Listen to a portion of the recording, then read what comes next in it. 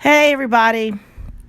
Hope everybody's doing well, keeping your distance, coughing into a handkerchief, washing your hands, and staying out of trouble. All right, so this week this unit we're looking at is the modern era. We're going to move into Nixon, Ford, and Carter. We would have talked about Nixon already a little bit, but my students, Miss Russell's students, we didn't really get a chance to drop anchor in the Vietnam War, which is a very important unit. And we will go back if everything returns to quote unquote normal and we're able to get back in school. We'll go back and kind of visit it. But we're also going to discuss a lot of Vietnam over the next few slides because it does pertain to Nixon. He is the one that's able to bring our troops home. So anyway, this unit that we're focusing on, it's Nixon, Ford, and Carter. Nixon is the president that's on the right. Ford is in the middle, and Carter is to the left. And so this is what we're going to talk about for the next 38 slides. So let's go ahead and get started. All right. Nixon will be Eisenhower's VP from 1953 to 1961. And it's important to note, historically, VPs really didn't do a lot initially. Eisenhower kind of will lean heavily on Nixon. Nixon will go abroad and handle and deal with world leaders all over the world. So he gets a lot of global experience. Prior to Nixon becoming Eisenhower's VP, Nixon serves in Congress. He was a member of the House Un-American Activities Committee, helping root out quote unquote communists in Hollywood and in government. So, Nixon has a lot of experience under his belt. And so in 1960, Nixon, we've already talked about this, ran for president. Remember, Eisenhower is the first president bound by the 22nd Amendment. Eisenhower cannot run anymore. So he served 8 years, 2 terms. So in 1960, which everyone expected, Nixon then ran on his own. And Nixon, everybody thought that Nixon had a pretty good shot at winning the presidency. He was going up against JFK, a senator. And if you kind of look at Kennedy and JFK's resume, for lack of a better word, you'll see that it was kind of very similar. They were both World War II vets. They were both out of Congress. Okay. And it's important to note that JFK was only the second senator to ever go from the Senate to the White House. It's only been done 3 times, people. Warren Harding, JFK, and President Obama. It is hard for a person to come right out of Congress to go right into the Oval Office. So only 3 people have ever done it. All right. But we've already talked about this election, and we know that Kennedy will win. He will defeat Nixon. A lot of credit is given to the televised debates. America loved the way that Kennedy looked. They thought that he looked presidential. He was young. And people, I know y'all are thinking 42, 43. That's not young, but people, it is. All right. To be a world leader, it is. And they see Nixon, he had a 5 o'clock shadow and he was sweating, and, television demonstrated to people in 1960 that how you looked, was went a long way in politics. When historically and traditionally, that never really kind of factored in, not on any large scale. We know that Nixon will lose to Kennedy. Nixon will go to his grave believing that Kennedy cheated in the election of 1960, and a lot of historians will believe that it is his loss in 1960 that factored a lot into the actions that led to his eventual resignation. So this election in 1960 is the closest, will be the closest in U.S. history up until the year 2000, when Bush and Gore go head to head. Okay. Now, after losing the 1960 election, Nixon goes back to California. That's where he's originally from. I think he runs for governor and will lose. And then he gives his famous quote, his famous line, "You won't have Nixon to kick around anymore," and kind of, I guess, calls himself semi-retired from politics. However, 8 years later, a door opens. And that door is Johnson telling the country that he is not going to run again. Johnson can run for president. He chooses not to. Johnson's part in getting us involved in Vietnam was so politically disastrous that he knew he probably was not going to get elected again. And there was a lot of people that were disappointed that he wasn't running. He still had a lot of strong supporters, but Vietnam proved disastrous for him, and so he chose not to run again. So this kind of left the field wide open for both Republicans and Democrats. Now remember, we already talked about Robert Kennedy. Robert Kennedy was seeking the Democratic nomination when he was assassinated in June of '68 in California by Sirhan. All right. So going into the November of 1968, Nixon and his VP appointee, Spiro Agnew, will win the election of 1968. So Nixon is finally in the big chair. Okay, he's finally at the head of the table.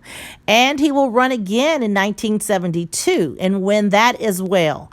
But we're going to find out that things will then go sideways for Nixon after 1972, and which will eventually result in his resignation. All right. Foreign policy under Nixon. Nixon's one of his biggest, or the biggest, campaign promise was that he would bring our boys home, and he did it. It's called Vietnamization, or the Nixon Doctrine. And what he did was our troops in South Vietnam began to, and they were already working alongside the South Vietnamese army. They were already working with them to, fighting against the Viet Cong, fighting against the North Vietnamese, but we're giving them more weapons, additional training, and the goal is to leave Vietnam and turn the war over to the South Vietnamese army. That, along with the ceasefire that is signed in 1973, in January of 73, people, for our part, as far as the United States is concerned, the war is over and our boys start coming home. But there's also something else that will pass in 1973 to ensure that we never have another scenario like Vietnam, or at least that's the goal. And it's called the War Powers Act of 1973. Nixon vetoed it. He did not like this act. He felt that it bound his hands as president. And what the act did and does is it allows the president of the United States to respond to an emergency if he needs to. He can commit our troops, and he doesn't have to ask Congress. He will have to let them know in 48 hours what he did, but we live in 24-hour news, so everybody's going to know what he does in the first place. So he can handle a situation if he needs to. However, after a certain amount of time, Congress can start looking at their watches and start saying, okay, Mr. President, what are you going to do? Do you have a valid reason of why our troops should stay where they are without a declaration of war? Or are you ready to ask for a declaration of war?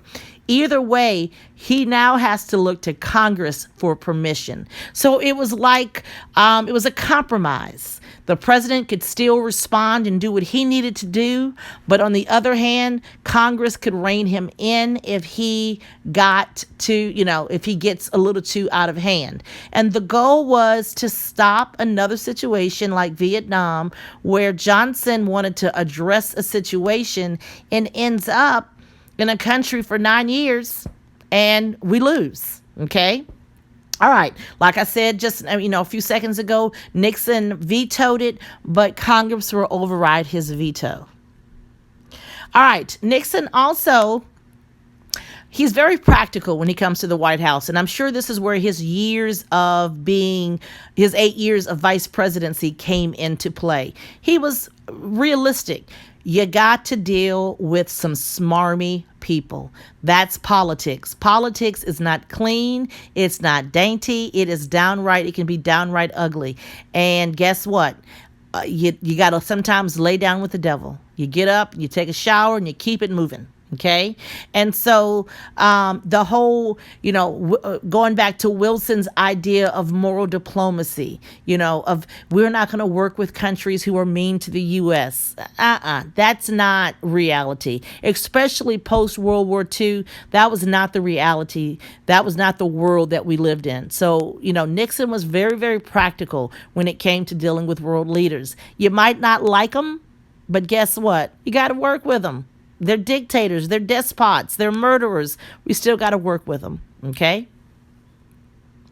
All right, in 1968, and this is not really Nixon. This is something that the Nuclear Nonproliferation Treaty. This is started in Johnson's administration, but the idea, period, of making sure that all certain countries don't get weapons and trying to limit the number of weapons, nuclear weapons, that countries that are nuclear capable have.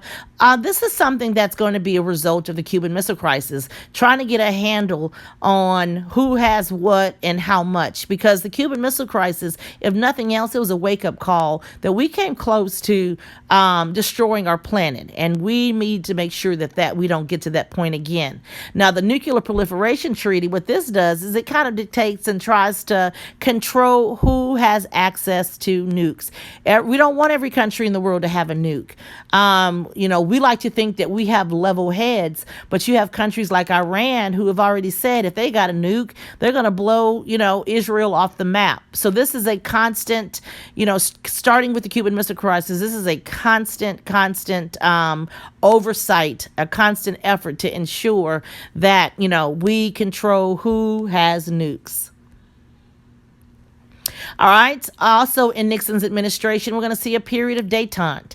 Nixon is going to take it upon himself to try to smooth over that, very tense, very dangerous relationship with the Soviets. And it's called détente. And it's relatively successful. And détente kind of stays in place probably until the Soviets invade Afghanistan in 1979. So there's about a good 7-year time period in there where, things are a little bit less tense.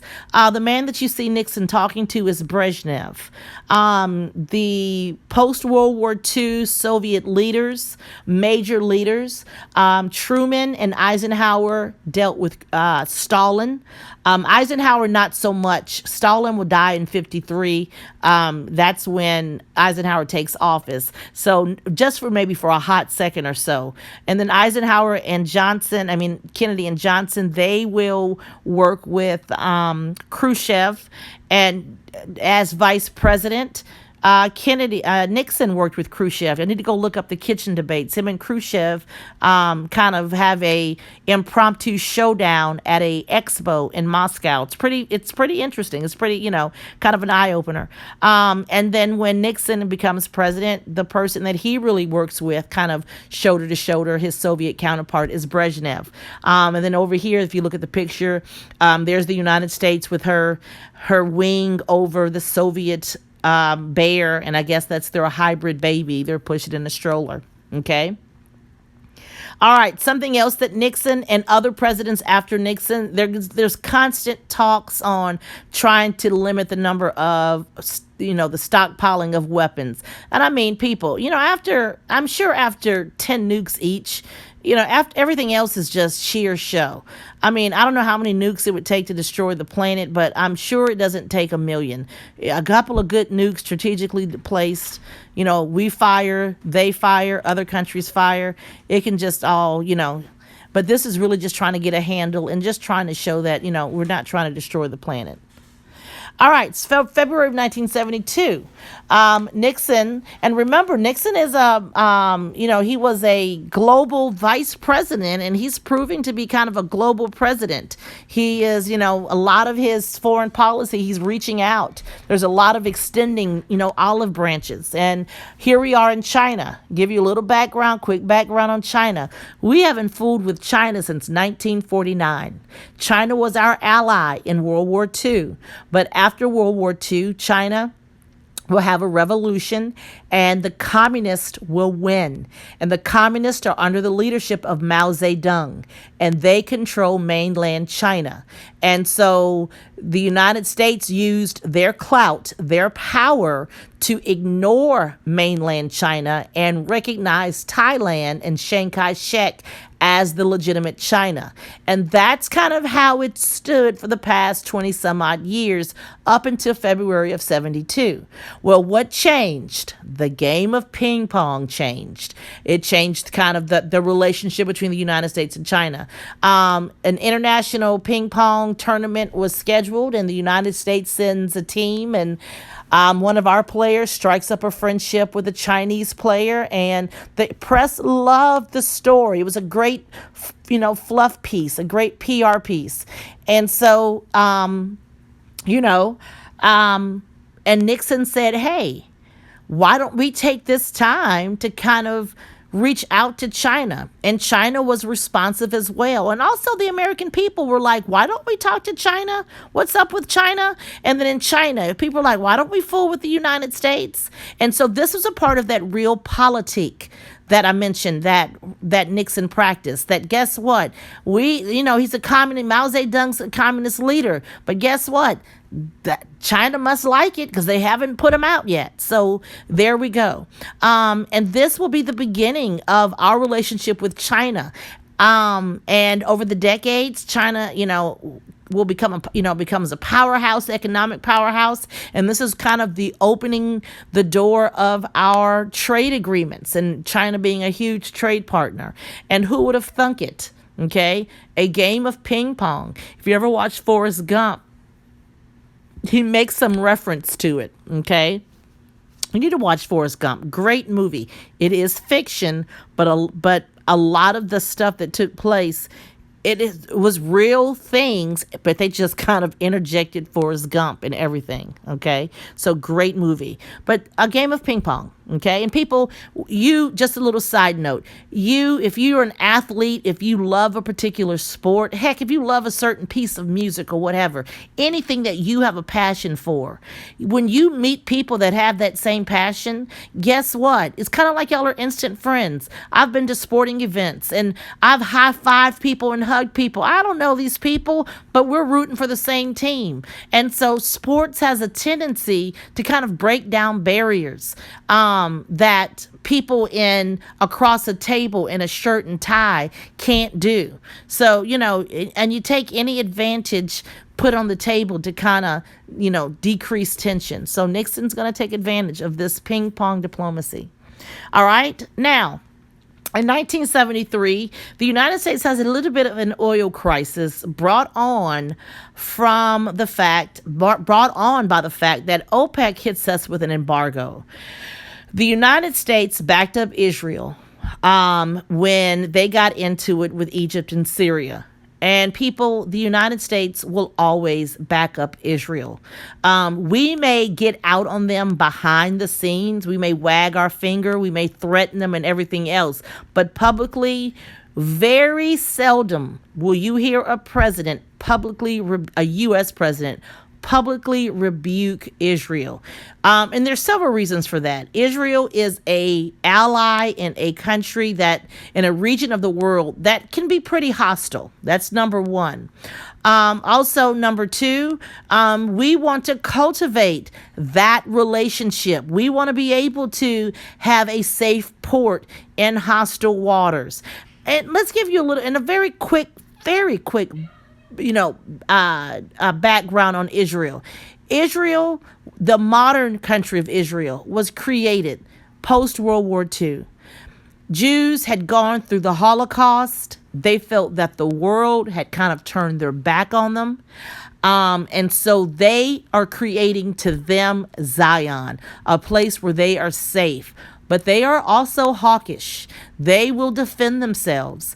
And when they create the Zion, when they flock to Israel, the problem is that the land that they occupy was already occupied by the Palestinians.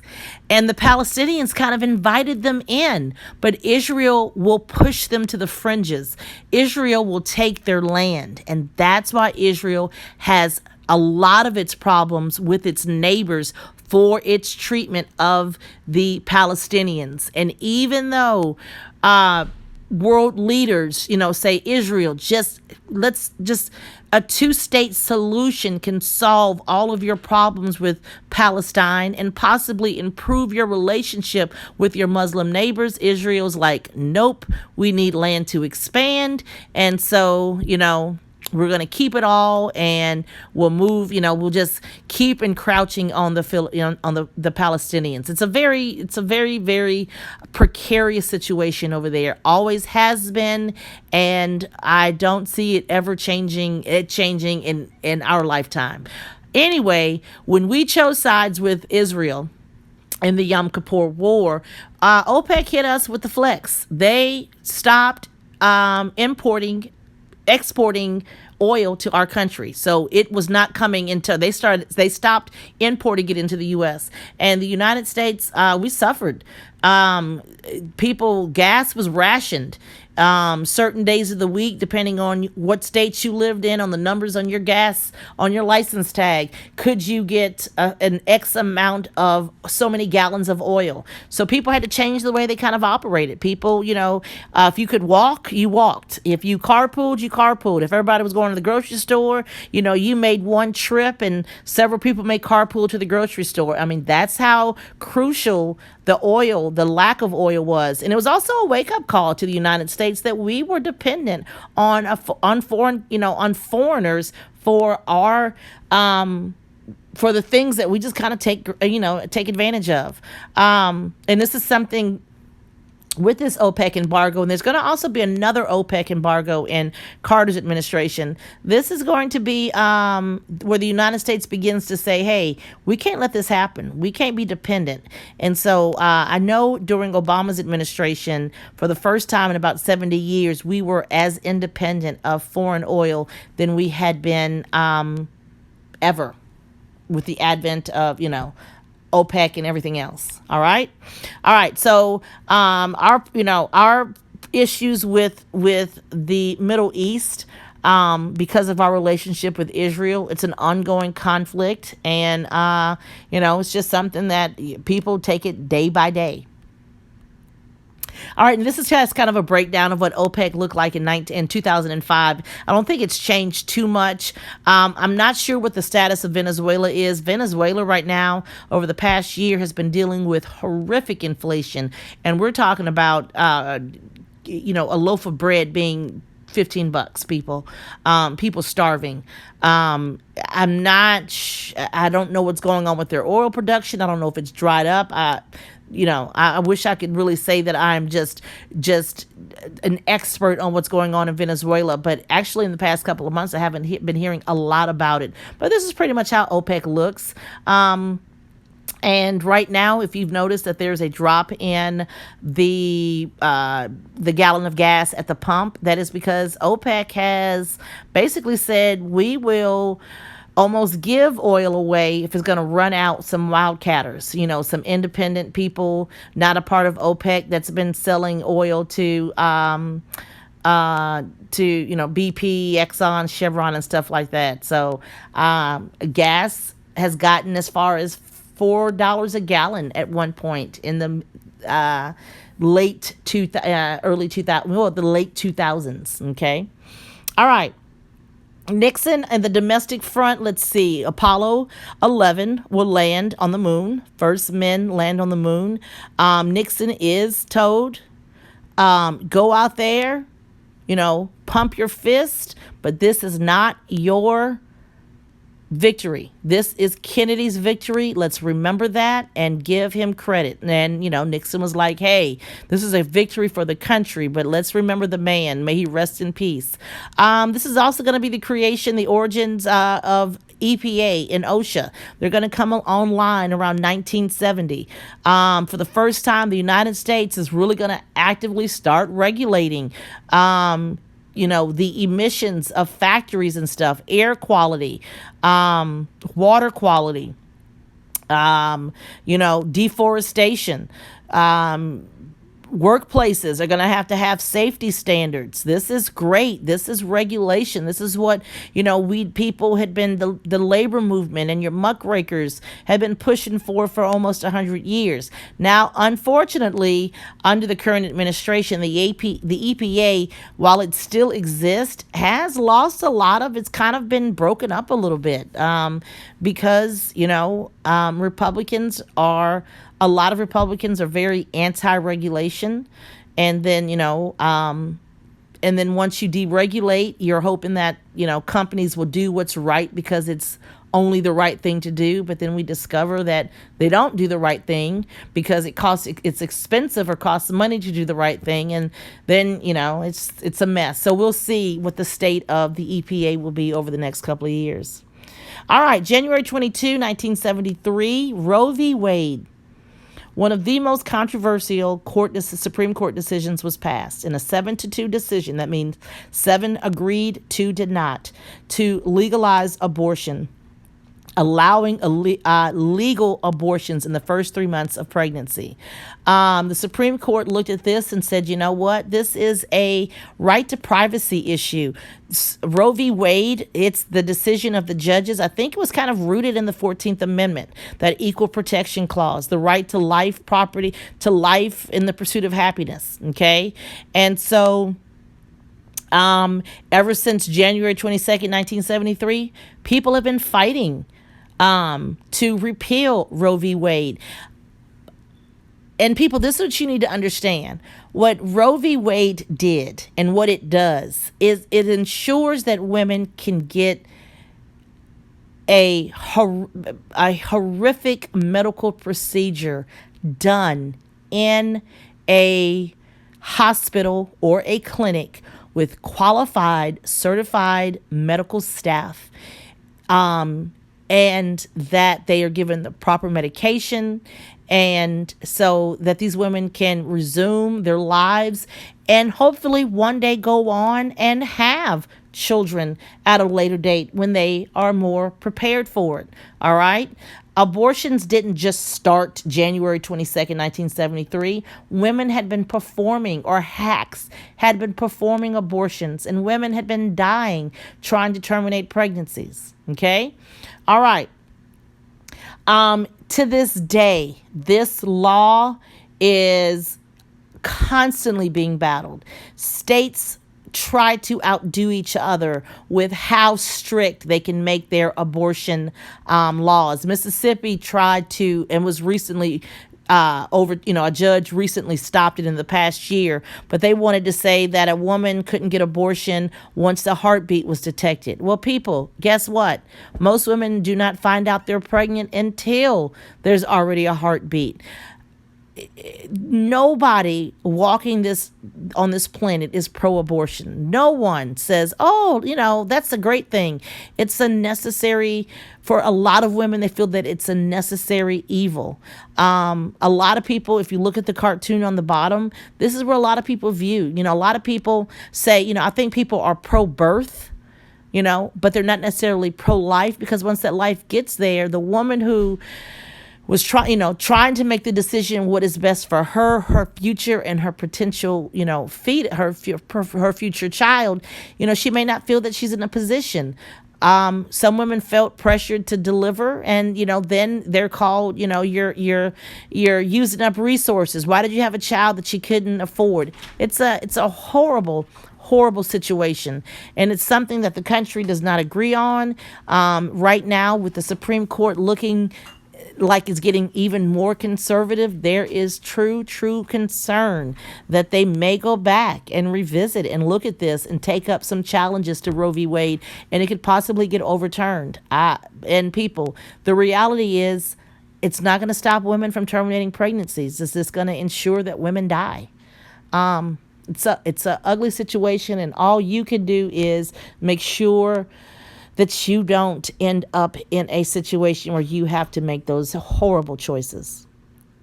All right, so the Watergate scandal. So this is Nixon. Quick rundown. Well, in the tail end of the last year or two of the Vietnam War, the United States government decided they wanted to see how we got into the war. So they brought in a bunch of researchers and they compiled what was called the Pentagon Papers. And these researchers go back and they go back like 20, 25, 30 years. I'm sorry, I'm kind of stuttering a little bit. And they go back and they look and say, you know what? Golly, we just got sucked into this war. Nothing happened really. We just kind of walked into this. So one of the men working on the research project, Daniel Ellsberg, you can look him up, Ellsberg, I believe. He's like, there's no way we can compile this research project and put it on a shelf and the country doesn't read it. This is too important, because what they discovered was there was really no reason we were in Vietnam. And the American people need to understand why their sons and daughters were killed, or why their sons and daughters are coming back junkies and PTSD, which is not even a term at the time, why they're coming back with, missing limbs. And so Nixon had tried to sue to get the Pentagon Papers hushed, but the Supreme Court says no. Daniel Ellsberg had he had a right to kind of publish, to get he kind of snuck the information out of the government buildings. The newspapers were running it. He says, no, the American people have the right to know why you're sending their children to war, why their children died in Vietnam or are still dying in Vietnam. So as a result of that, Nixon kind of circles the wagons and surrounds himself with loyalists, sycophants, for lack of a better word. And these individuals, they kind of do his dirty work, and they call themselves the plumbers. And so their job is to ensure that no information is leaked out of the White House. All right, so let's fast forward to June 17th, 1972, a couple of months before the 1972 reelection, Nixon's reelection opportunity. These men will get caught breaking into the Watergate complex. The Watergate complex is a combination of hotel, apartment, office space, multi-purpose rooms, you name it. Okay.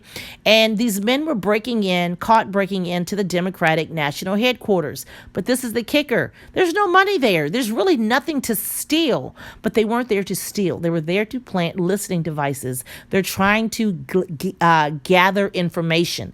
Nixon's paranoid.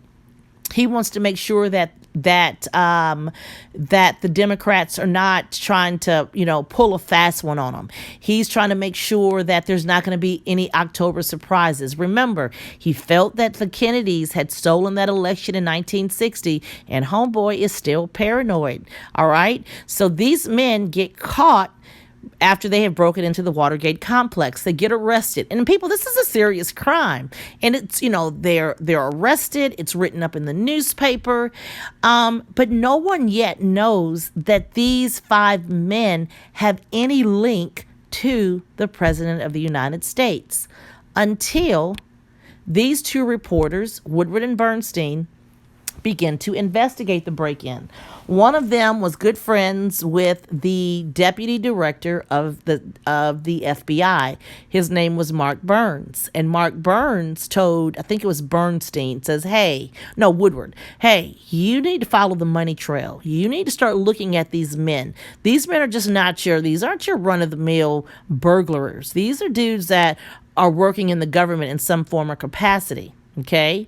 And so they began to investigate. And what they discovered was that these men, they reported almost directly to the Oval Office.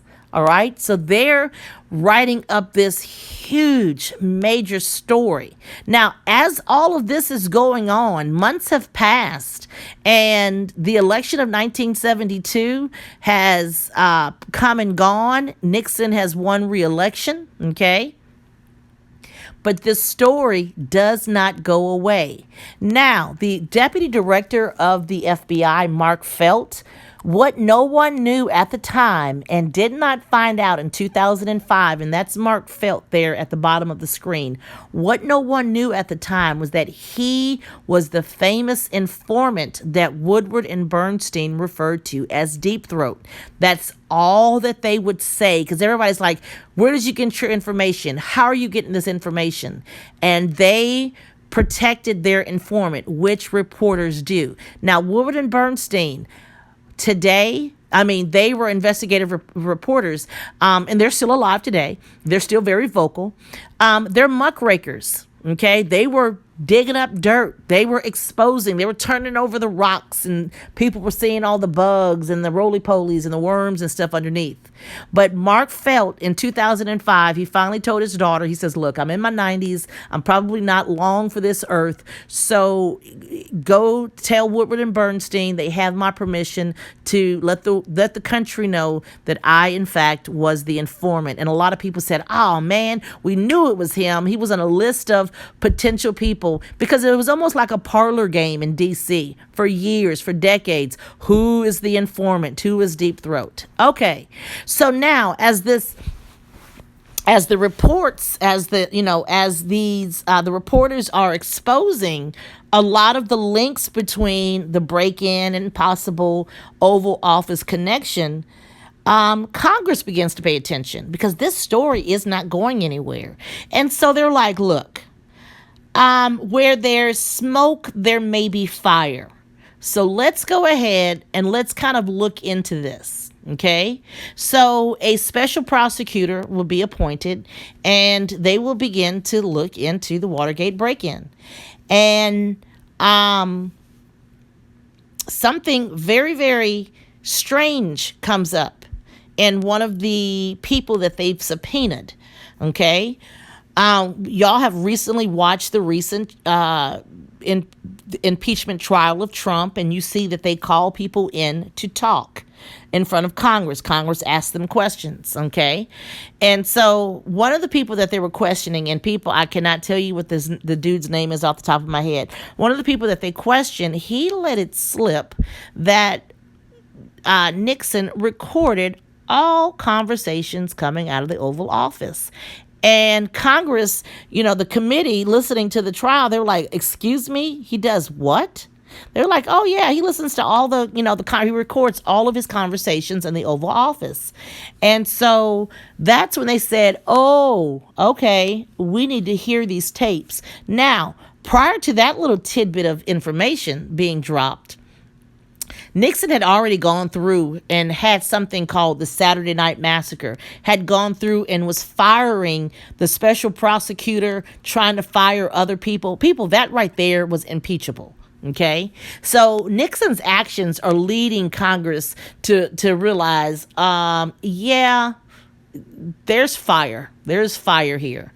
All right, so when they find out that there's tapes, they want the tapes. But Nixon refuses. He says, I'm not giving y'all any tapes. I'm the president of the United States. I have executive privilege. I don't have to turn over anything. So the new special prosecutor, I think his name is Jaworski, he sues Nixon. Okay, and so the Supreme Court, I think it's the United States versus Richard Milhouse Nixon. The Supreme Court comes back, and I mean, this is done very quickly too. The Supreme Court comes back and says, Nixon, yes, you do have executive privilege. As president of the United States, you are granted immunity when you have to make tough decisions that can result in loss of life. But you're also a citizen of the United States. You're not above the law.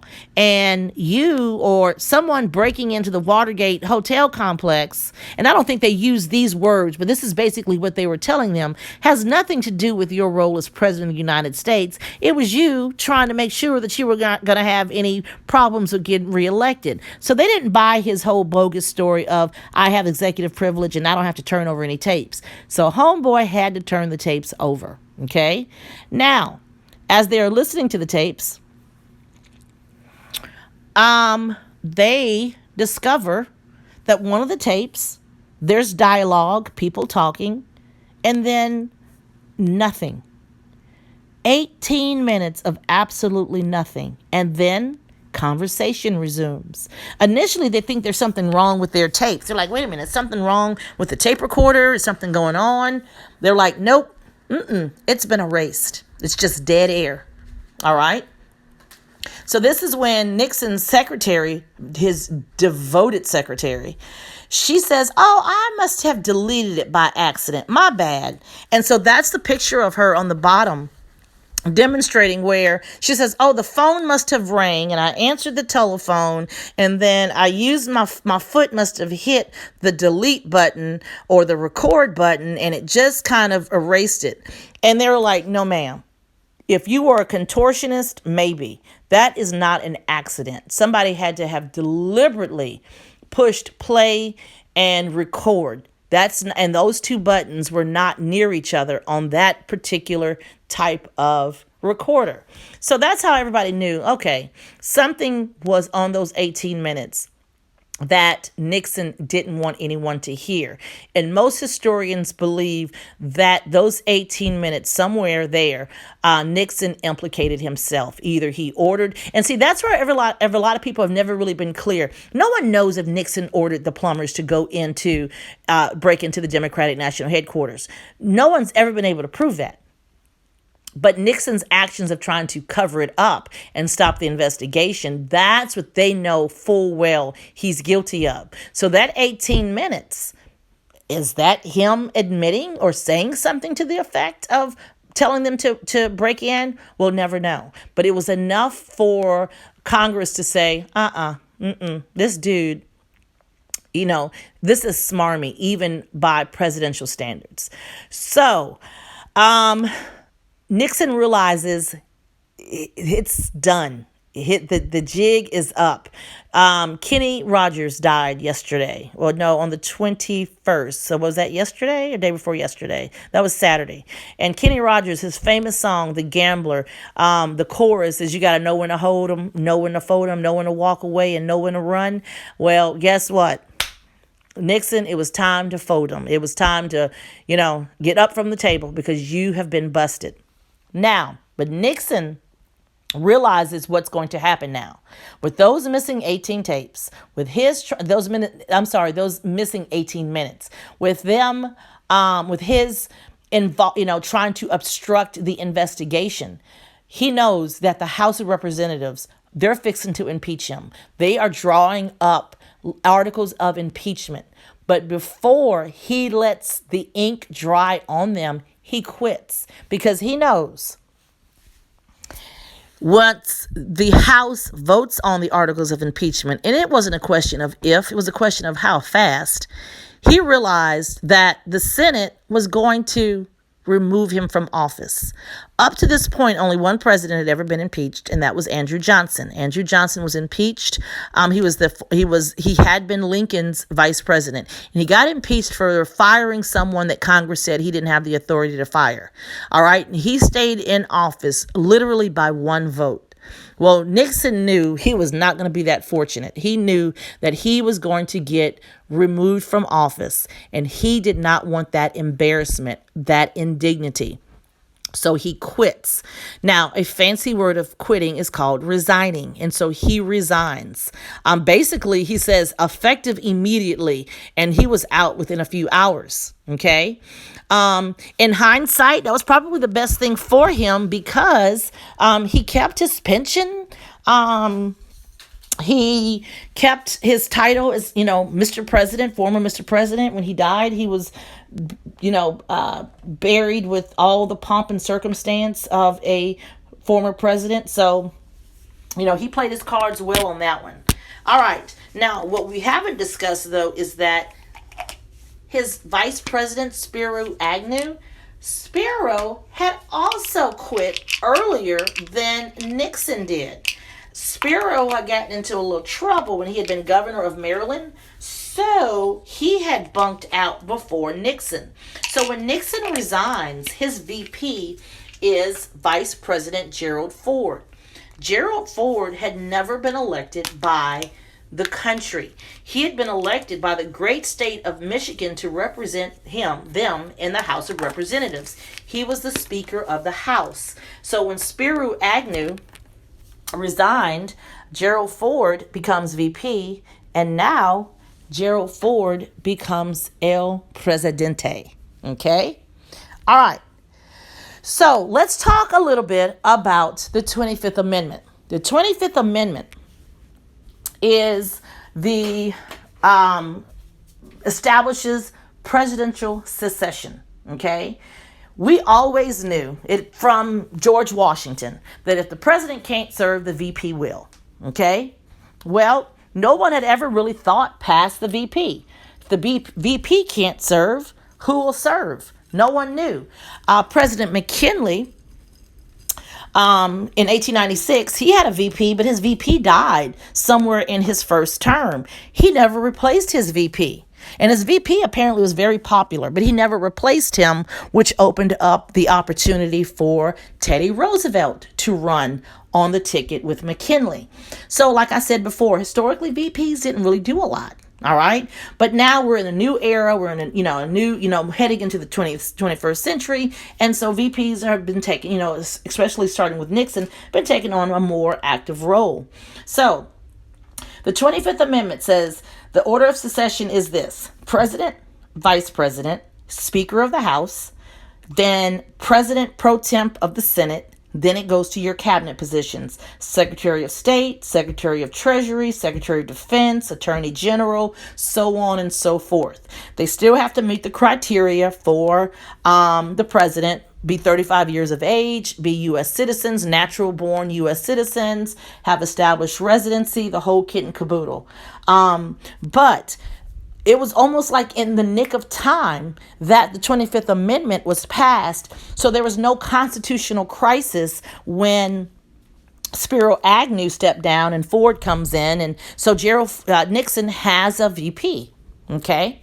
So Gerald Ford will also turn around and in the House of Representatives will pull out his VP, Nelson Rockefeller, who is related to the long Rockefeller dollars. I think Nelson Rockefeller, I think John Rockefeller was his father or his grandfather.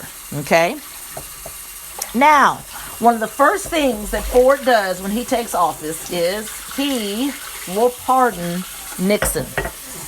Took a lot of flack for this. A lot of people were angry. I guess they wanted to do, they wanted a Mussolini-esque type retribution for Nixon. Drag him through the streets, hang him up in the middle of town, beat him like a piñata. But Ford says, no, we're going to pardon him. The country was mad, but he said, I need y'all to pay attention to Burdick versus the U.S. It was a court case in 1915, and it says that when you accept a pardon, you're admitting guilt. So when Nixon took the pardon from Ford, he was saying, yes, I'm guilty of whatever I have been charged with. And Ford's attitude and most historians' attitude was, people, that's enough. That's as much as you're going to get. We're not sending Nixon to jail. He's not going to prison. Okay? That's just not going to happen. So he takes the pardon. He's guilty. He's admitting guilt. That's all we're going to get. Also, he says, people, we got to keep it moving. Come on. We've been on here now. We've taken up 2 years with this. We got to keep the country moving. Let's go. Okay? All right. But don't you love that Ford, Nixon's getaway car? All right. So one of the first things that Ford does is ticks off the American people again by granting amnesty to Vietnam draft dodgers. Hey, y'all can come home. We'll figure out what the punishment will be later on, but come home, do some community service, and we'll figure it out. Well, the country was angry. And people, we're talking about people that had served in World War II and the Korean War. So this whole idea of I don't agree with the Vietnam War, so I'm just not going to show up. I'm going to bunk out. And then they're able to come home with no penalty. That made a lot of people angry. And then your draft dodgers, they're angry because they feel that they've been vindicated by the Pentagon Papers, which said we had no business going into Vietnam in the first place. So it's both sides, they don't see eye to eye. So a lot of draft dodgers, they do not come back with the promise of amnesty. Okay. Whip inflation. This was when hold on a second, people, I gotta take my medication.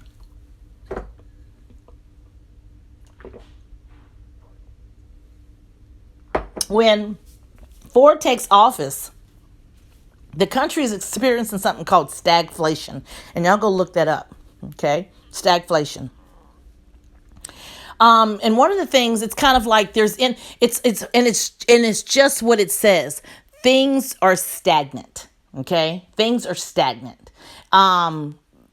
There's inflation, but it's like people are buying stuff, but then they're not buying the right stuff. The economy is not really moving, but there's too much money in the economy. It's just kind of a crazy thing. So they kind of came up with, hey, let's get the American people in on this. Hey, we're going to work towards trying to get the grassroots, involvement. And so they came up with a very snazzy logo, whip inflation now, win. Okay. And what it was is that the American people could buy these little bags of seeds, and this little $10 bag of seeds could produce $290 worth of vegetables. Okay. If every household could withhold $290, that could reduce a lot of that excess money in circulation. Because people remember, too much money in circulation results in the cost of goods being higher because the value of the dollar is less. Okay. I don't know how successful this was, but it was a great way of trying to get the country on board, trying to get the country to kind of participate. Okay. Because what you have to understand, and this is something that I should have mentioned when I finished up with Nixon, between Johnson and Nixon, the country has very little faith in our government anymore. You've always had people who questioned everything. You've always got your devil's advocates, which we need devil's advocates. Okay. But throughout our country's history, people trusted their politicians. Between Johnson and getting us into the Vietnam War, Nixon and Watergate, it helped people's doubts as to who killed Kennedy, the assassinations of, Malcolm X, Martin Luther King, Robert Kennedy, the 60s, just period, the 60s. It really helped destroy and begin to erode our confidence in our government. And that's the world we live in today. The government speaks, people don't, we always think that there's we're always getting prepared for the okie doke. Okay. And so that's something that you have to understand. That's what Ford has inherited, a complete lack of trust and faith in the government. So Ford has a lot to deal with. Okay.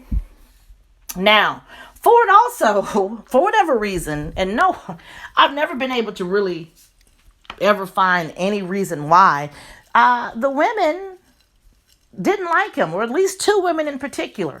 Ford holds the record for probably not the most threats against a president. A lot of presidents get threats. President Obama dealt with death threats like you would not imagine. But the actual carrying it out, the actual I'm there at the event and I've got a gun and I'm fixing to shoot you, that happened to Ford within 2 weeks of each other. Okay. The chick on top, Squeaky Fromm. Squeaky Fromm was an acolyte, a devout follower of Charles Manson. She just happens to not be a part of the Tate LaBianca murders, so she doesn't go down with the rest of the family. So in 1975, she's moved on to now becoming an extreme environmentalist zealot. Okay. And so she's mad about pollution. So she goes gunning for Ford. Now, she has the gun with her. I don't think she took off any shots. She popped off any shots, but she is arrested for trying to assassinate Ford and does hard time. The woman on the bottom, Sue Morrison, I believe her name is, no one really even knows to this day why she shot at Ford. All they know is that she was an FBI informant. It had nothing to do with Ford whatsoever. She was embedded with some leftist groups, I guess, like some Marxist groups, some communist groups or what have you.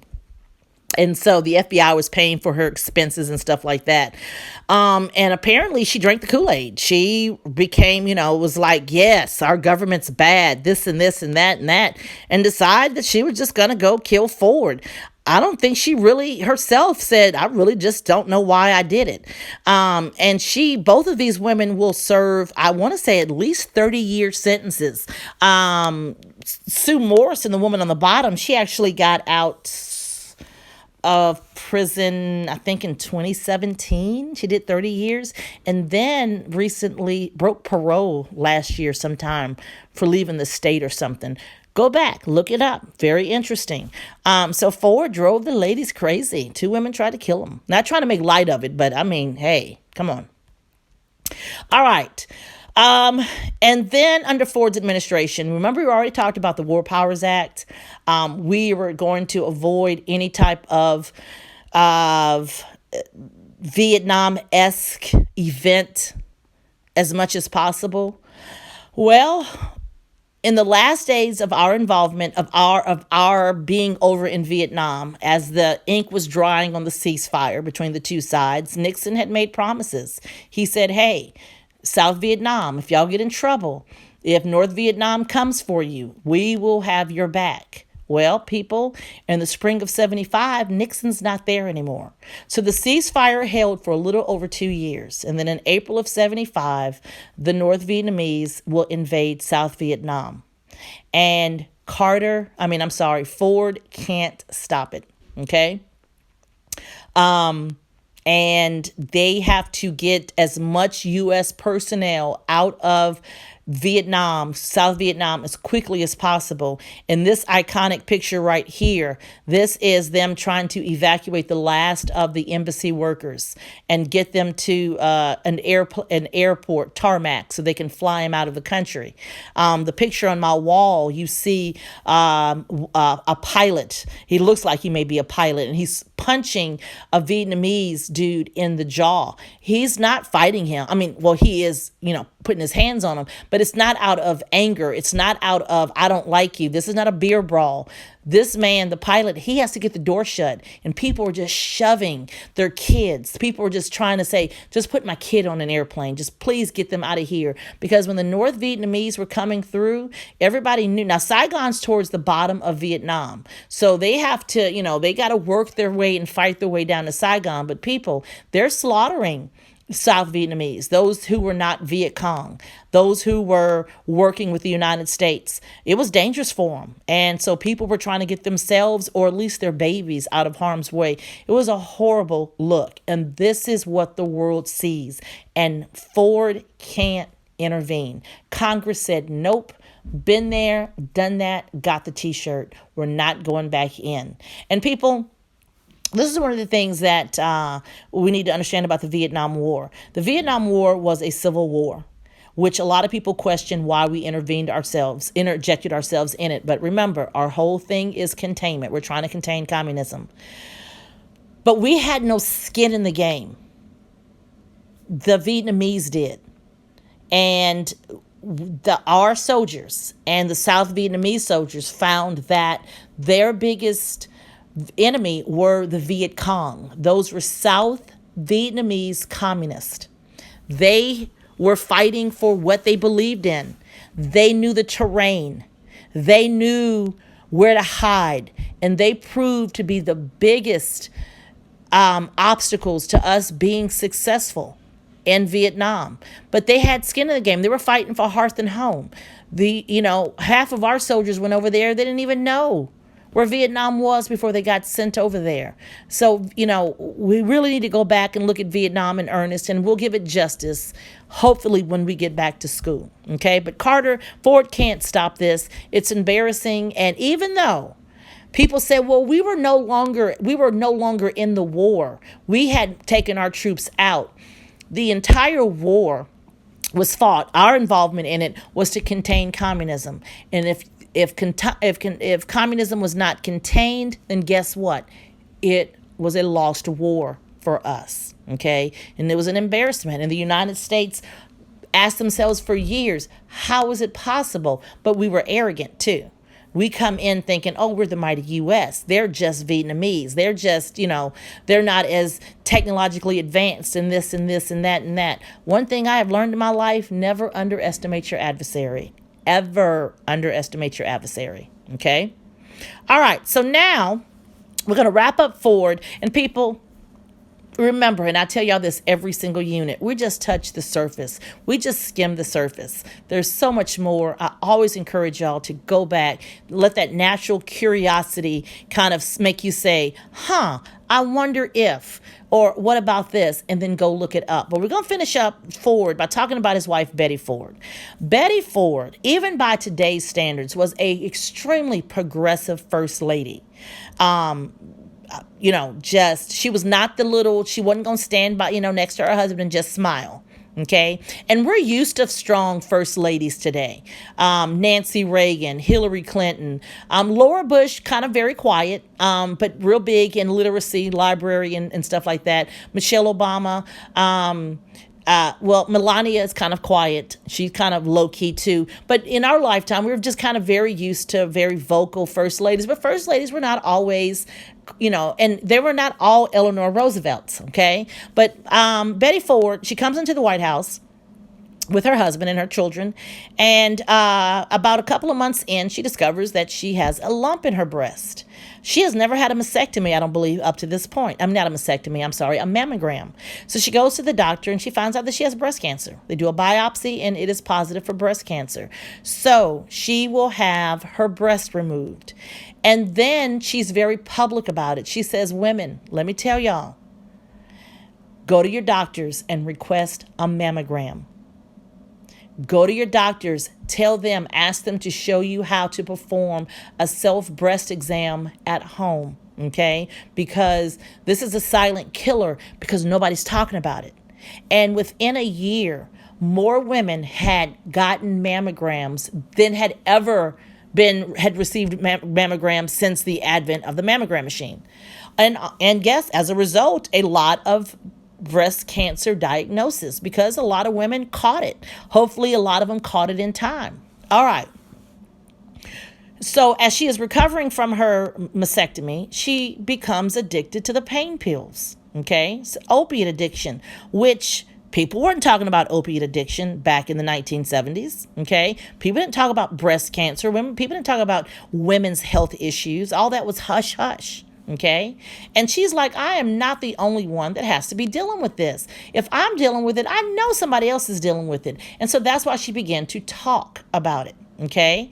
And so she begins this national dialogue about women's health. We can thank her today for the whole breast cancer awareness. A lot of research going into breast cancer awareness, breast cancer research, ovarian cancer research, cervical cancer. People, there's a vaccine, the HPV vaccine to prevent women from getting cervical cancer. Had she not, and I'm not saying this is all because of her, but she starts the dialogue. Okay. And then y'all are young, y'all don't watch the same TV shows I watch, and y'all may not be a reader of People magazine, which I used to be addicted to People magazine. But the Betty Ford Clinic is a very well-known clinic that athletes and wealthy people and actresses and actors and stuff would go to detox. And so that was her clinic, named after her, and I think she kind of helped get it started. So kudos to Betty Ford for saying, wait a minute, there's certain things that, yes, you keep in-house, but there's certain things that other people may be struggling with it too, and maybe if we talk about it, we can get some things changed. So kudos to Betty Ford, and just a first lady that uses her platform, her access to the president, her access to the media to kind of push forward, something that can help the country. Okay. All right. So now we're going to get to Jimmy Carter. In 1976, Ford will run for president. Remember, he didn't run in 72. He was pulled out of the House of Representatives. Now, he's still president in all facets. He was sworn in. He was a true, legitimate president. It was odd of how he got into the White House. But in 1976, he's going to run. And he runs against a very unassuming governor of Georgia, Jimmy Carter. Okay? And a lot of people didn't know who Jimmy Carter was. Jimmy Carter started in politics, surprisingly enough, in the PTA, got involved in the PTA, and then from there just kind of, worked his way up through probably, I think, city and county, politics, and then up to the governor house of Georgia. And then we'll hit that national stage. So in 1976, he will defeat President Ford. And people, it's important to note that this is the last time that Mississippi will vote blue. Okay, starting in 1980. Mississippi will be a red state. A lot of your southern states that we see blue will become red states, okay? And then a lot of the red states become blue states, okay? All right, so now here's Jimmy Carter. Now, on a personal note, Jimmy Carter is my favorite president, and that is because he's the first president that I remember. I guess I wasn't paying attention to who the president was when I was 6 and 5 and 4. Nixon, I was born under Nixon, didn't pay a lick of attention. Parents watched 60 Minutes every week. My parents kept it on the news. Nixon and Ford, they were just never on my radar. But in 1976, I'm playing with my baby alive, and I'm watching the inauguration. I don't guess it fell on a weekend because I never missed school, but I'm watching the inauguration, okay? And we're living in Columbus, Mississippi. And for whatever reason, I kind of zoomed in on Carter and started paying attention to Carter, started paying attention to kind of what was going on. I guess everybody has that moment where they become, I don't know, self-aware. I don't know. And also Carter was, very popular amongst African Americans. So in my household, pretty popular. He put a lot of African Americans in some, judgeships. There was a lot of advancement for people of color and for women under his administration. With that being said, Carter had a disastrous presidency. I mean, this dude, when he moved into the White House, Murphy moved in with him. And I'm talking about Murphy's Law. What can go wrong will. And he set up camp in the Lincoln bedroom because this dude, Carter, just couldn't win for losing. Some things he brought on himself, some things that were out of his control, but it just happened in his presidency. And Truman had a plaque on his desk that says the buck stops here, which means as president of the United States, there's nobody you can blame. You got to take the good with the bad, okay? You got to take the good with the bad. And so Carter's administration was just disastrous. However, Carter, as a former president, he is beloved by people that would have never voted for him again. He's a one-term president. He is in his 90s today. was always a very devout Christian. I have never met the man personally, but I've just seen him. I've read as much as I can on him. And people will tell you, if he never told you he was a Christian, his actions speak volumes. To this day, still has Sunday school. And so the country loves this man, and y'all see him. He's all in. Recently, he's taken a couple of falls, and he sitting out there working with on a house for Habitat with Humanity with a big, huge black eye. Beloved by the world, beloved by our country, and it's going to be a sad day when Jimmy Carter passes. But he is my favorite president because he's just the first one that I remembered, and I just kind of, I guess, my love of politics, my love of kind of what's going on, I just started paying attention. Okay, all right, so let's move on. All right, so Jimmy Carter, strike one, pardons the draft dodgers. Okay, I mean, just pardons them. If as long as they were nonviolent, they were able to come home. And for every child that came, for every family whose child came home in a body bag, came home a junkie, came home with PTSD, came home with missing limbs, they were livid. My child could have still been alive had they just said, bump the draft notice, but I'm just not going to go. I'm just not going to show up. Okay. And so, strike one for Carter, against Carter. All right.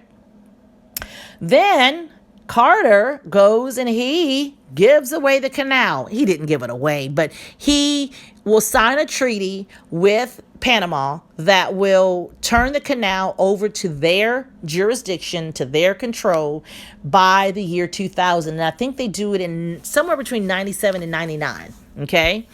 And at the time in 1977, people were angry. They're like, wait a minute, that's our canal. We built that canal. We've controlled that canal.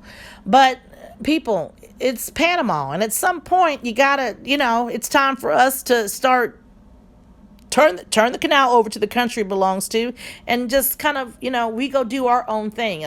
Part of that whole good neighbor thing that, President Roosevelt, FDR implemented, stop being a big brother, start being a coexisting good neighbor. All right. And so I want y'all to ask yourselves, why is the ghost of Teddy Roosevelt coming out of that picture and just looking at the newspaper article, reading the newspaper over the security guard? Why is he so angry? Why is he so livid? Okay. And I also want y'all to go look up what Panama had to, when the canal was turned over to them. What does Panama find that they're going to have to do? I would like to see those as some questions that y'all generate. Okay. I've seen some of the questions y'all put out there so far, and I'm going to kind of kick them back to y'all because I'm like, nah, I don't need to know where, what year Nixon died. That's not a question that's really relevant to this particular unit. So I want y'all to kind of go back and that's two good questions right there that you can ask yourself. Okay. Why is Teddy Roosevelt's ghost angry? And what does Panama have to do once the canal is turned back over to their jurisdiction? All right. All right. So now this is something right here. And we already talked about the Iran hostage crisis. Okay. We already talked about them when we were in Eisenhower's administration, because we talked about the coup that removed, I think, a democratically elected leader in Iran and put the Shah of Iran into power. The Shah that the United States wanted in power because he was very friendly to the West. Okay. And we already talked about how it bit us in the tuchus. Well, in 1979, the Shah has taken the country so far to the left. They are so Western in their dress and their mannerisms and their behavior and their religious observation that there is a huge revolutionary backlash. Okay, so it's a religious revolution that Iran will experience beginning in 1979. And at around this time, the Shah of Iran is ousted out of the country, but he's also extremely ill. And so the Ayatollah, remember, we already kind of talked about this. The Ayatollah told Carter, under no uncertain circumstances, to let the Shah into the United States for medical care. But hey, we've been supporting this dude for 20 some odd years. We have been allies. We just can't turn our back. So Carter lets him in for medical care, and he dies shortly after that. But that just tilts the barrel completely over, and student revolutionists will take over the U.S. Embassy and will ultimately hold 52 American hostages for 444 days. Okay? And it is not until Ronald Reagan is sworn in as president will they release those hostages. And we'll talk about that a little bit more when we get to the election of 1980. Okay? So this is one of those things that kind of helped ensure that Carter was going to be a one-term president, because Carter will also okay a rescue attempt. And the rescue attempt is disastrous. And some of the rescuers, I believe some of them were Navy SEALs or Delta Force, special forces of some sort, they will get killed in the rescue efforts. I mean, they never even make it to the hostages. And that right there, just everybody was like, see, that's it. Carter's just not up for the job. If you go back and you look at the day that that Osama bin Laden was killed, a lot of people made the same comparisons between the two scenarios. If it's successful, it's a huge bump. If it's a failure, it can destroy your political career. Okay?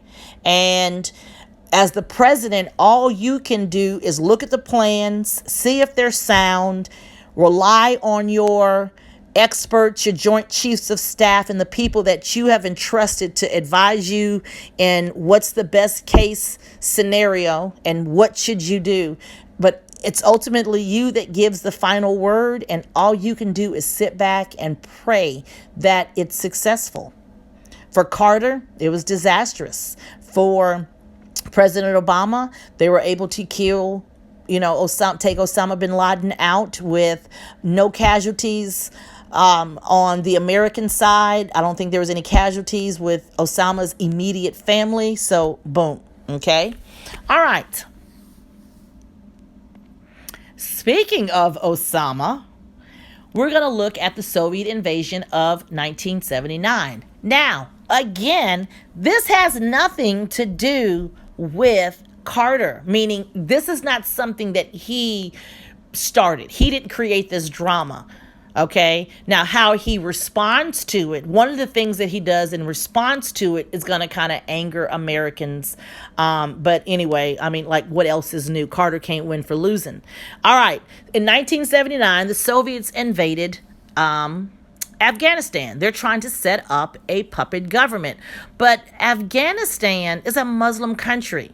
And Islam, people, and I've said this to y'all before, practicing Muslims, they're not Muslims on Sunday.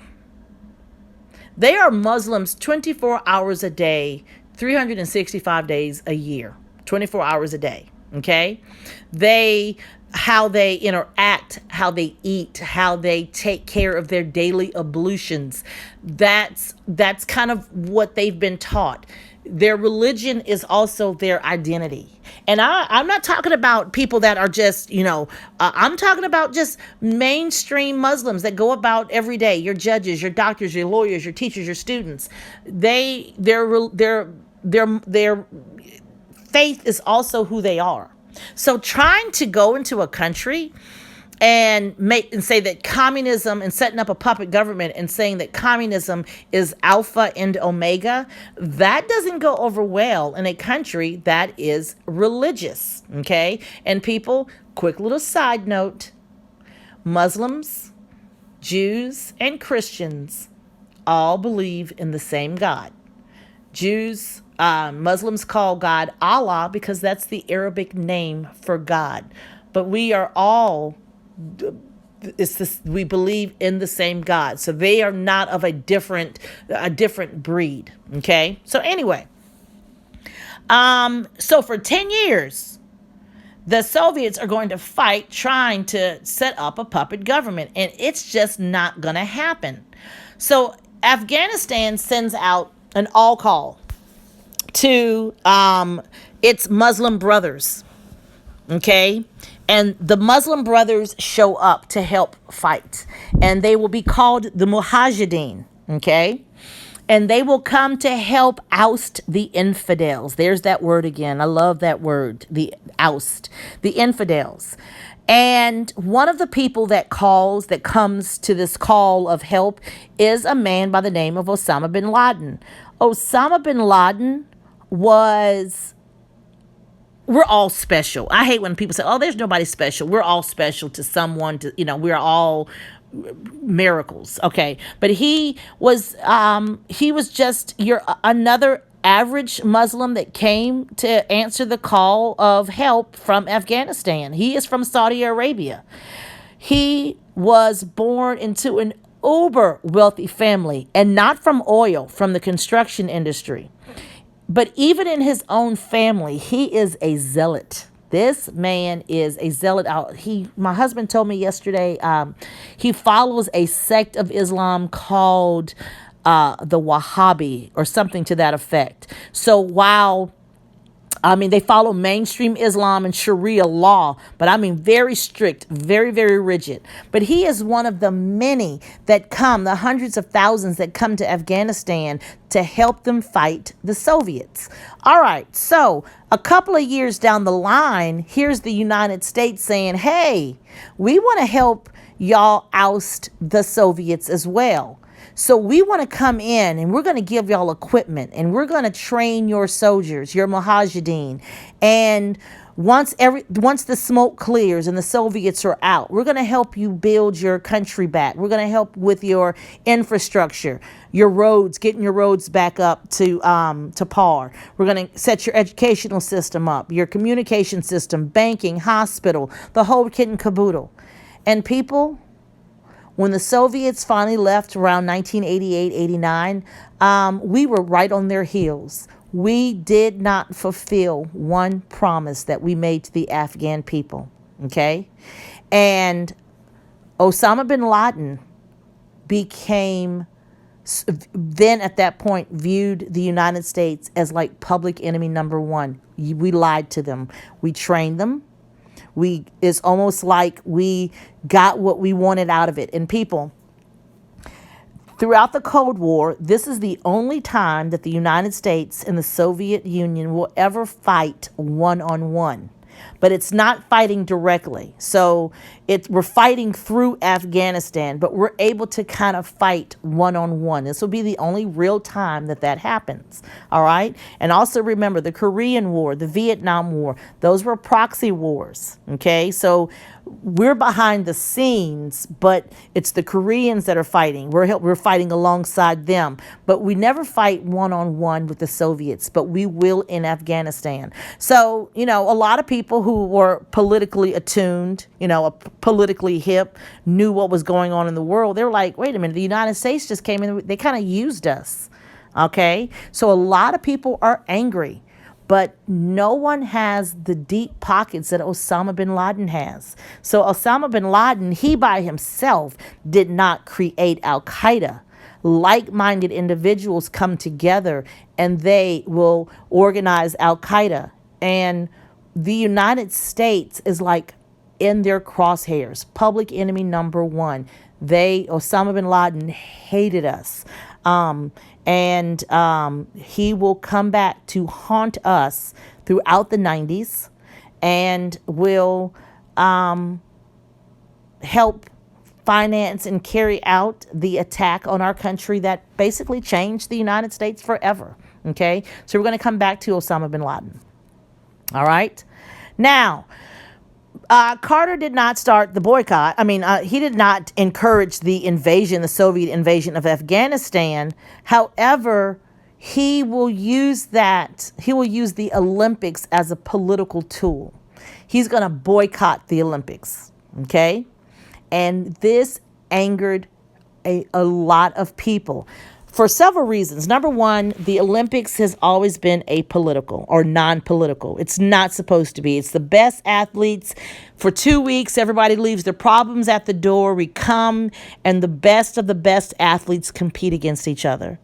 But when Carter uses the invasion as a cause to boycott the Olympics, people were livid because they're like, the United States government doesn't really finance the athletes. They don't finance their training.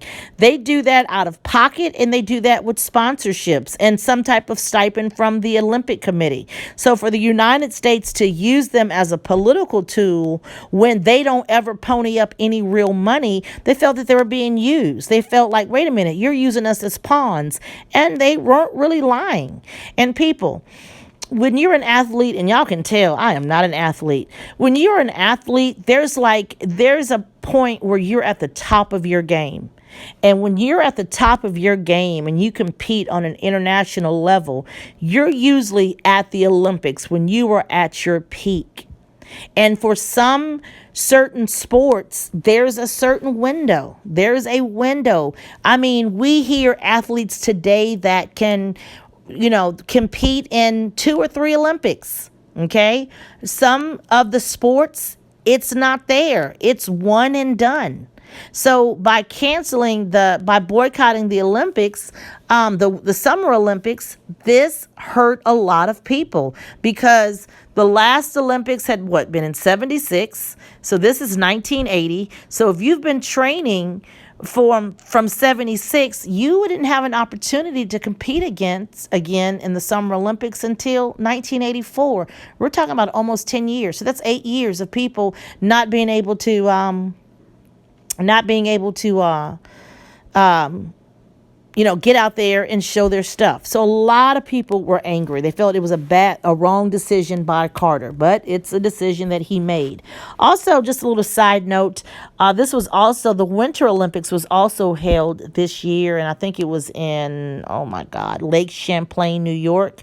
But shortly after this, I want to say somewhere in maybe 84 or 88, after this, the Olympics will be staggered, and that's why we have there's the Olympics, Summer and Winter Olympics are no longer held in the same year. So they stagger the Olympics. So every 2 years, you're either going to have a Winter Olympics and Summer Olympics. And people, I tell you what, the Olympics is a time where you see I know nationalism is a word that's just kind of been taken by white supremacists and used. It's not necessarily a good word anymore, but boy, that's when you see people's pride in their country. Okay, nationalism, patriotism. People are proud to be Americans or proud to be from whatever country they're from in the Olympics. And I mean, that's when the country, I can honestly say, just from my own experience, what I've seen, how I feel being out amongst people, that, people, there's a camaraderie when it comes to the Olympics because you're just rooting for your country. You can't help it. You just love your country. All right. So strike 10 against Carter. He just can't win for losing. The hits just keep on coming. All right. Nothing really to do with Carter, but just one more bad thing that happened in his administration. And people, there's something called the mandate of heaven. It's an ancient Chinese philosophy that said that when the gods favored the emperor, things went good. But when earthquakes and floods, things that the emperor could not control, when those things took place, that was the God saying that it was time for the emperor to leave. And so when I always look at some presidencies and I'm like, golly, how does all this bad stuff just keep happening and happening? And I always think, mandate of heaven, it just ain't for them to be in office. So it just keeps coming with Carter.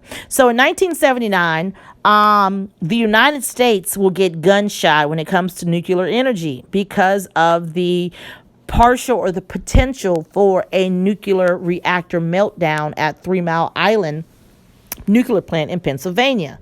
It was a whole lot more dangerous than the American people knew initially.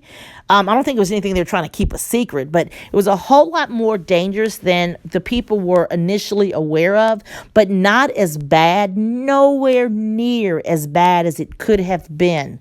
But it successfully scared the American people against nuclear energy power plants. And so if you look at the map here, this is kind of where our nuclear power plants are. Oh, shoot. I can't go back. The nuclear power plants are in around the country, and you'll see that Mississippi has one. You can kind of go back on your own. It's kind of, I don't want to go back because I'm afraid if I hit something, I won't stop recording. All right. So there's an embedded video. And it's from a movie called China Syndrome.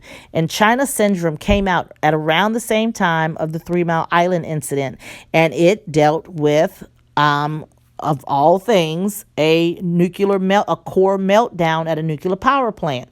And so the movie scared people. The 3 Mile Island incident scared people. So guess what? The country, the United States, really kind of soured on the idea of nuclear energy, which was great for big coal and big oil. Mississippi does have a nuclear plant. It's in Port Gibson.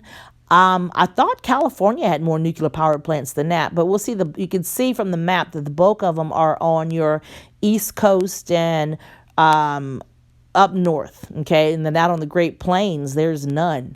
Okay, so again, and then that's 1979. Less than 10 years later, the Chernobyl nuclear meltdown took place, and we saw how all that went. So our country's just not really big on nuclear energy. When it's good, when it works, it's good. And when it goes sideways, it is absolutely deadly. All right, so now we're to this slide. Another disaster, again, not of Carter's own making, but it takes place in his administration. And it's at the Love Canal in Niagara Falls, New York. Okay. Niagara Falls, this was a community that was built unbeknownstly to the people that purchased homes in this area, that it was built on a toxic dump. In the 40s and 50s, there was a chemical company called Hooker Chemical that had operated in the general area, and they buried their toxic waste in landfills. So the company closes sometime in the 50s, and then a couple of years later, it's filled over with dirt. It's covered with gravel and asphalt, and I guess grass and everything else. And then they put a school on top of it, and then around the school, a neighborhood crops up, and kids begin to start getting sick. Especially the kids closest to the school. They start getting sick. And through research, they discover they have been living on top of a toxic dump. Now, again, I don't think at the time that Hooker Chemical was in business, I don't think their dumping of the toxic waste in landfills was illegal. Can't break the law if there isn't law. I need to go back and look up that. But I don't believe it was illegal. And I guess there was no laws telling people that, hey, this was a toxic waste dump. So as the kids start getting sick, parents start investigating. And then they can't get help. Everybody passes the buck. They're like, it's not our responsibility. It's not our fault. And I mean, they're looking for city help. They're looking for county and state help. They're looking for federal help. Eventually, the EPA will say, okay, we will move the families closest to the actual dump site. Okay, so the families that were closest to where the school had been built. But then the other families, they're like, what are we, chopped liver? They can't sell their homes. They cannot get out of Dodge. They can't, they are stuck. And so everybody, is telling them, well, too bad. I don't know what to tell you.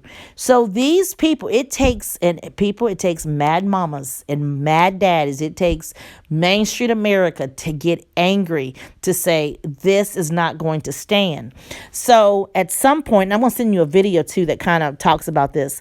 At some point, they will hold some EPA inspectors. They're going to hold them hostage until they get Carter on the phone to say, look, we need help. We want to get out of this neighborhood, and we can't sell our house because nobody's going to buy it. Okay. And eventually they're able to get bailed out. And which is exactly that's what's happened. They were bailed out, but they had to do it. They had to get ugly. They had to get angry. They had to get mad. They had to kind of stick together. The fact that this could happen, a lot of people said, well, how many other love canals do we have in the country where companies just dumped waste and didn't say anything about it?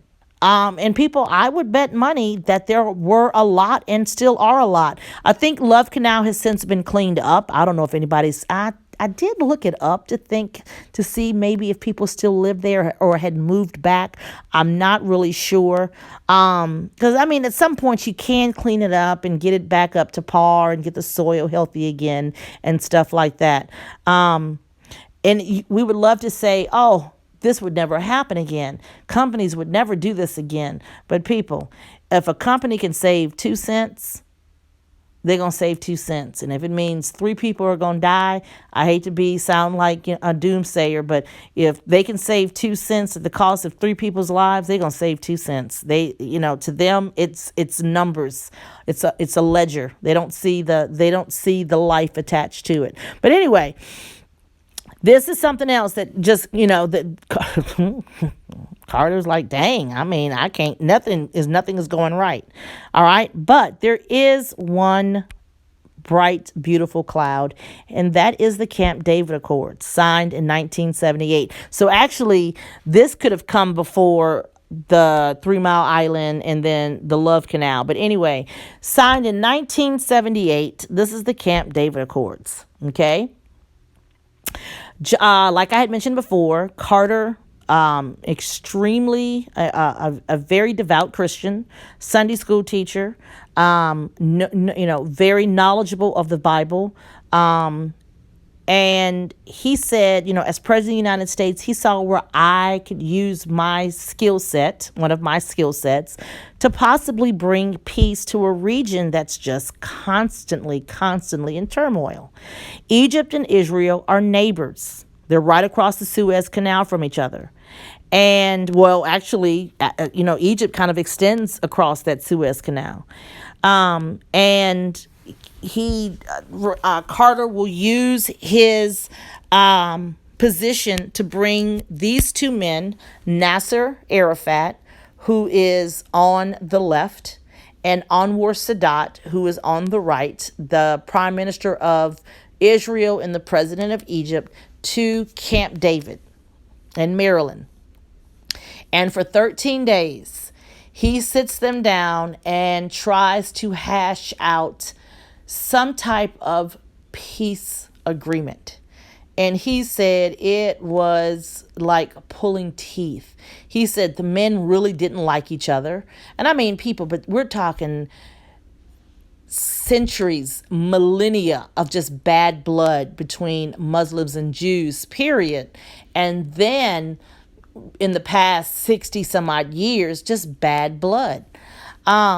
But he said, I set them down and I talked. He says, I felt my knowledge of the Bible, my knowledge of the region. I felt that I really could make a difference. And this man did what nobody thought was possible. And that was to get these 2 men to sign the Camp David Accords, which basically was an agreement of coexistence. When Egypt signed that accord, they're the first country to legally recognize Israel as a legitimate country in the Middle Eastern region. Now, Egypt is an African country. I don't know if I mentioned that when we were on the OPEC, on the Yom Kippur OPEC embargo slide. But Egypt is a African country, but they are lumped into North Africa is lumped into the Middle East geopolitically because of their religion, their language, and also a lot of them are oil producing countries. I don't think Egypt is a major oil producing country.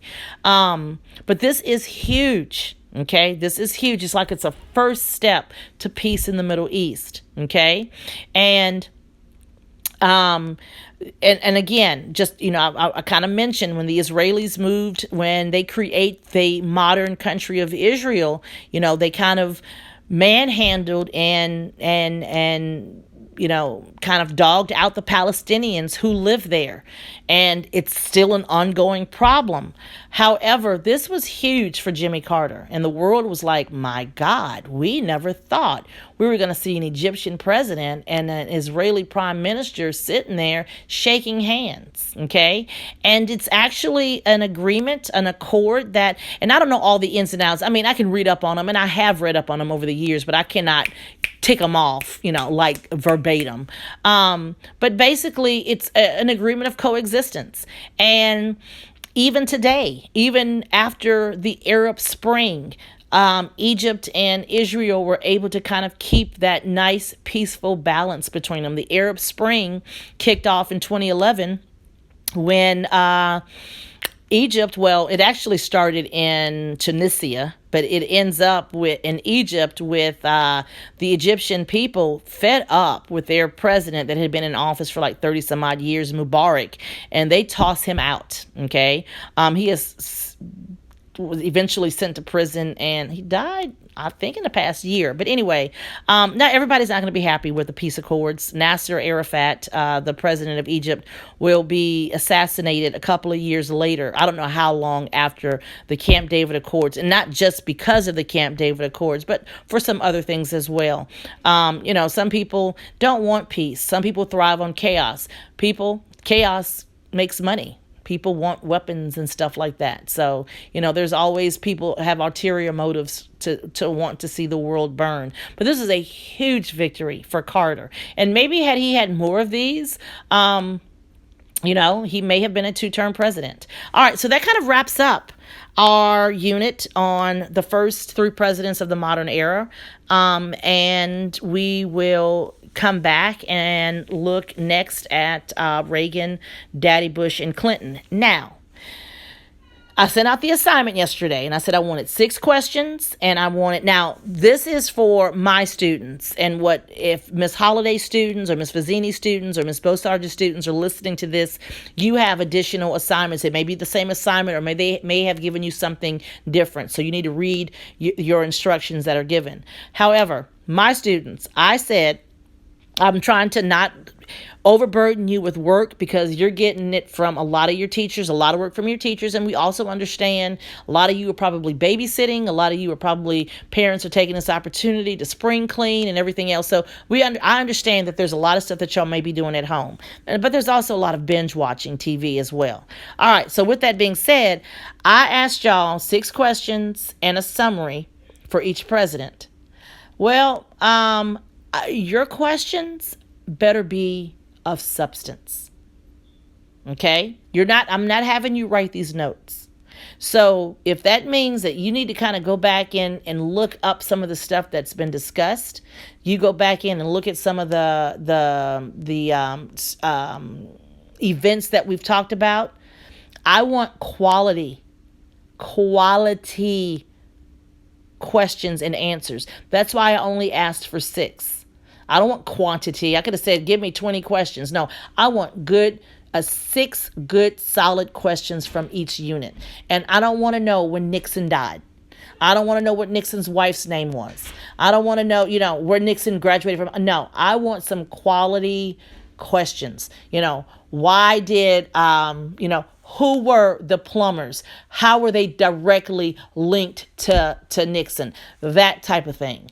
Names, that type. You have an entire week, and I put the due date for Sunday. There's really no due date. There is a due date. I would like to have it done by then, but guess what?